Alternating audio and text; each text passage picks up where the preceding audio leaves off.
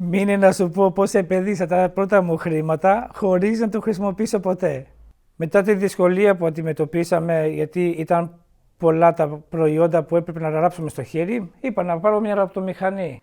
Χωρίς να έχω γνώση, λέω θα την πάρω και θα μάθω πού θα πάει. Και πήγα, την πήρα, έκανα κάτι δοκιμές σε ρετάλια, αλλά δεν τη χρησιμοποίησα ποτέ. Πήγαν χαμένα τα χρήματα και ούτε πρόκειται να τη χρησιμοποιήσω. Πάμε να μας τη δείξει. Ναι, πάμε. Αυτή λοιπόν είναι η ραπτομηχανή που σας έλεγα.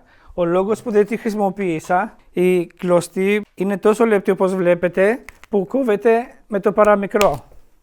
Θα το έχετε παρατηρήσει κι εσείς να έχετε αγοράσει γνήσιο δερμάτινο πορτοφόλι, να το έχετε χρόνια και το δέρμα να μην έχει πάθει τίποτα και αν δείτε τις ραφές, οι περισσότερες είναι όλες ξυλωμένες. Αυτός είναι ο λόγος.